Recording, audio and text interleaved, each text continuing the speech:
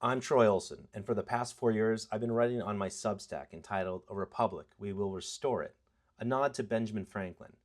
I'm a son of America who's had a foot in both parties throughout my voting lifetime and civic involvement. Former Democrat, now populist Republican. I'm an Army veteran and the co-author of the book The Emerging Populist Majority with Gavin Wax. I was born in a small town in rural Minnesota and now live in the largest city in the United States, New York City. Been here a decade now, and it's been a popular phrase for decades to speak of how divided this country is, both politically and culturally. But I'm of a different mind about this long realignment. I think we're merely being resorted into where we're supposed to be. And so this is where I'm at, and this is the place that I'm coming from. So both the census and the crosstabs from the 2024 presidential election point to even worse days ahead for the Democrats. I'll start with the 2030 census projections. The Constitution says a census must be done every decade, and from this census comes how many House seats you're going to have, and with the two senators, how many electoral votes you're ultimately going to have in the Electoral College. So the projection as of 2025, the Electoral College and therefore the number of districts in the House of Representatives is projected to be at least +9 for the Republicans and -9 for the Democrats. And this would mean two things. One, President Trump's 2024 victory, if repeated under this configuration, under this projection, it would come out to 321 electoral votes versus 217 electoral votes for the Democrats. This is because blue states like California, New York, Illinois, Minnesota, Oregon, and Rhode Island are losing people, period, or losing people relative to other states that are growing faster. Where is this domestic migration going? It's going to Texas, Florida, Utah, and Idaho. There are a few battlegrounds here. Pennsylvania and Wisconsin on track to lose one electoral vote, and another, Arizona, on track to gain one. But based on the last election, if Arizona is a battleground still, then so is New Jersey.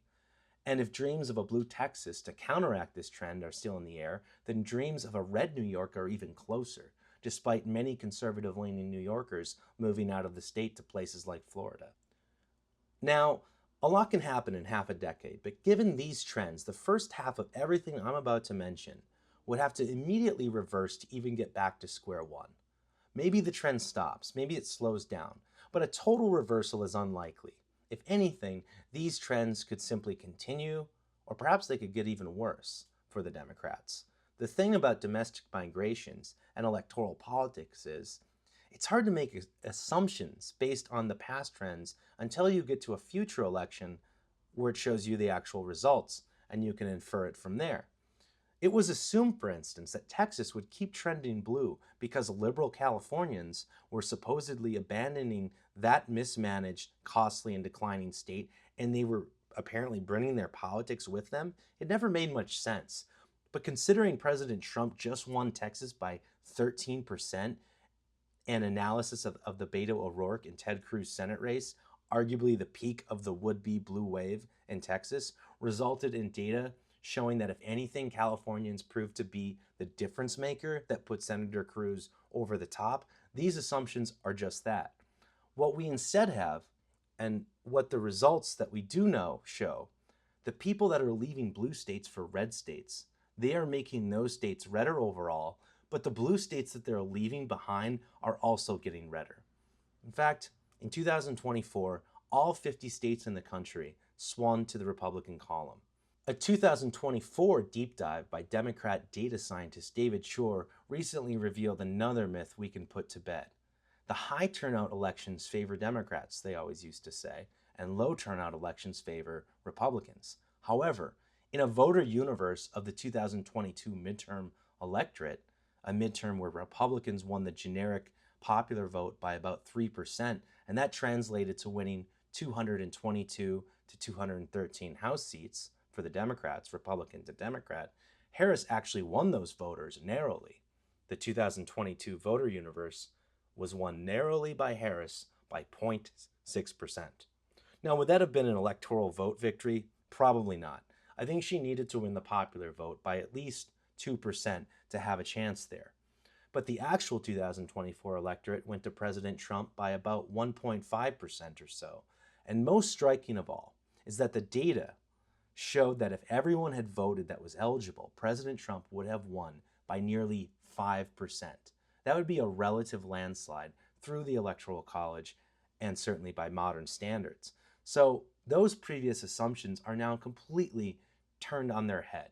Higher turnout helps Republicans, and lower turnout, especially in special elections, where activists control the process a lot more in primaries and special elections, that's where Democrats still do their best with their professional class base. Now, pollsters like Rich Barris, who in my view is the best pollster in America, his data has been showing this for a while now. So this merely confirms what those in the know already knew. Yet, every time someone from the Democrat world points out this too, the progressive left world freaks out and enters into a deeper spiral and level of denial. And this is a level of denial that will lead to further electoral wipeout, electoral oblivion. Whether it's the 20% issues that are hills Democrats choose to die on over and over again, the anger over leaders like Minority Leader Schumer from the base, or the lack of any viable leadership across the board, more and more of the party's brand will get defined by these younger progressive activists. And the thing about contemporary progressives is that they're ultimately very regressive. This week, we're seeing Teslas being burned on the street, for instance, and Tesla owners are being doxxed and targeted. One got fired at. Now, I don't know a single conservative or populist who is a Tesla owner off the top of my head. They're usually well-to-do liberals that live primarily on the coast. That's who owns and drives Teslas. Yet no one has denounced this violence and lawlessness clearly and convincingly on the Democratic side. Like the origins of the left in the French Revolution, they are scared of the crowd. They're being controlled by the mob.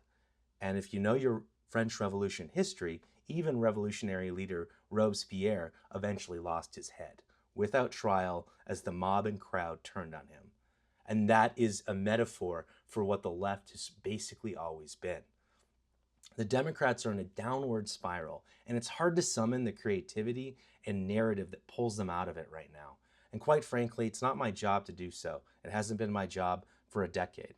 My instincts tell me that it would be better for the opposition, and certainly better for America, for the party to fall apart and go the way of the Federalists and Whigs. And the forces that remain after that would be best served by taking a look at the pro-American but tragically obscure left, to the extent that they're on the left.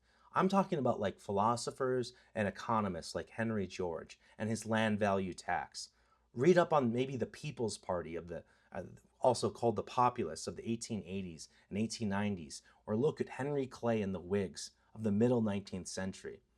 It is clear to me that the Democratic Party of today, in its current legal incarnation, has simply exhausted itself, and that the current attempts by the Democratic Socialists taking over the party will lead into further electoral oblivion, and that the exhausted majority is gravitating toward the only viable vessel in front of them, the Republican Party, in its Trump populist incarnation.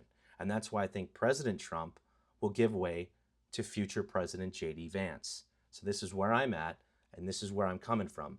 The task before us is not destruction, but rather it is renewal.